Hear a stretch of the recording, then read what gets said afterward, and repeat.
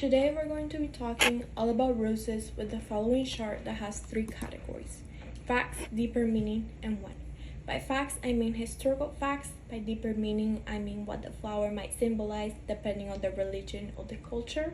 And by when, I mean a specific date or a specific holiday that you might gift this flower to someone else, or you may even gift to yourself.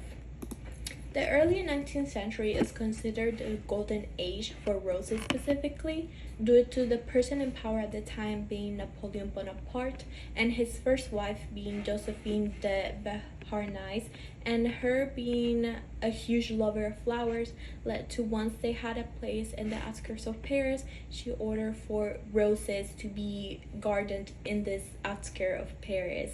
And it went to the point where many historians say that an agreement between England and France came to be, even though the Napoleonic War was happening, for there to be an open channel where England could transport roses into France, and for Josephine to be able to have these roses and flowers in her garden.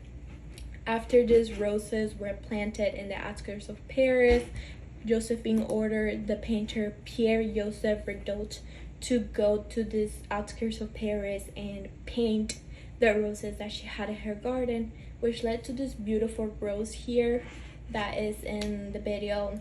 And this rose was named the Frankfurt flower, or also named Empress Josephina. And this was considered one of the most influential paintings for roses during this time, as it sparked a love for roses in a lot of people that saw the painting, and therefore flowers and roses becoming so popular due to this painting by Pierre resulted in the early 19th century being called the golden era for roses. Even though the 19th century was called the golden era for roses, roses were a lot older than the 19th century. They were around 33 million years old, which is empathized with the fossils found in Asia and North America, as roses originated from the northern region.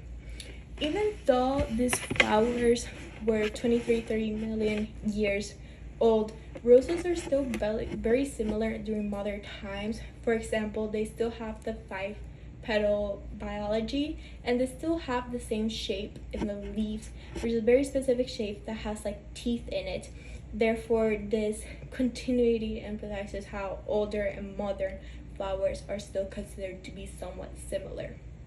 Even though there are some similarities between older and newer flowers, there are still some contrast between them.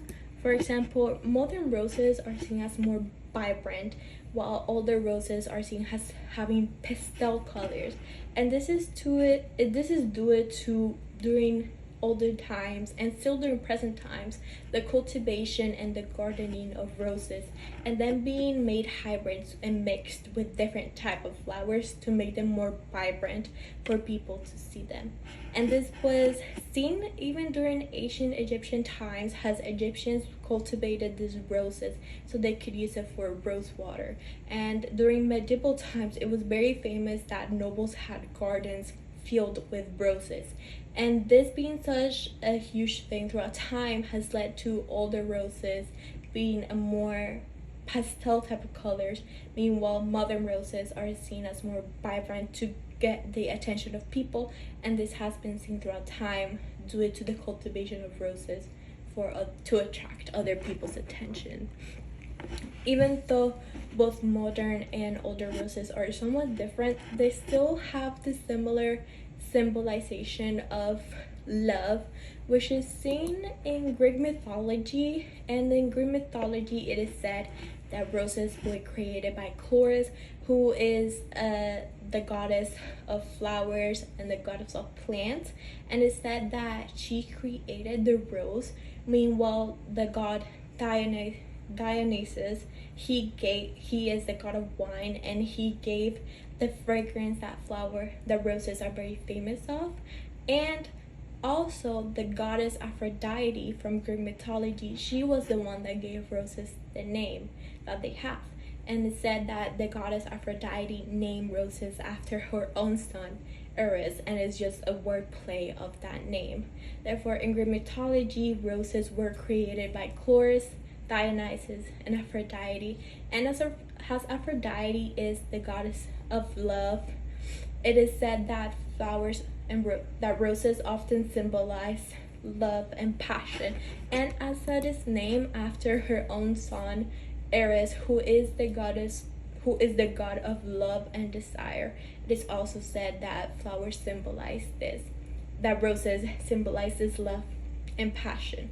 At the same time, there's another part to the story where Eris gives this flower, this rose, to another god, Harpocrates. And Harpocrates is the god of silence. Therefore, it is also said that a rose might symbolize secrecy, which is seen throughout time as many noble houses used the rose as a representation of the emblem, and it is seen for a lot of noble houses, which highlights its secrecy that also is the symbolization of a rose. And therefore the rose is often seen as a political flower as many noble houses, and it is painted in various places that have important political importance. So apart from this love symbolization due to Eris and Aphrodite and what they're the god and goddess of, the rose can also symbolize this political and secrecy part of story. There is also, in Chinese culture, there's also this significance of love in their culture, as the red flower also symbolizes passion. At the same time, the red flower can also symbolize fortune and good luck, and being something that you give to someone when you wish to show your commitment and your love for that person.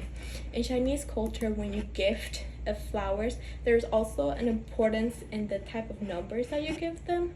Normally you would give even numbers in a bouquet, and also you could give nine flowers, around 9 roses, and when you gift that, it's seen as a very important number of flowers, as it represents your want to build a future with that person, as it represents success, as the number 9 represents success in the future, likely success in the future. Therefore, it's very important the number of flowers that you give in Chinese culture. Therefore, the flowers and the roses symbolize love and passion for that type of for the person that you're giving them to.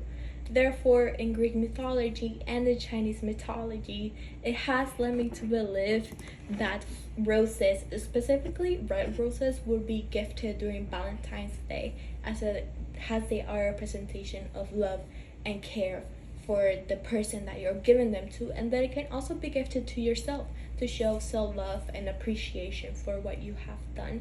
Therefore, based on all of the history of the flowers and the roses and the color of the roses, as red is considered a good color and a color of passion, it has led me to believe, based on all of this information, that roses are best gifted during Valentine's Day to the people that you love.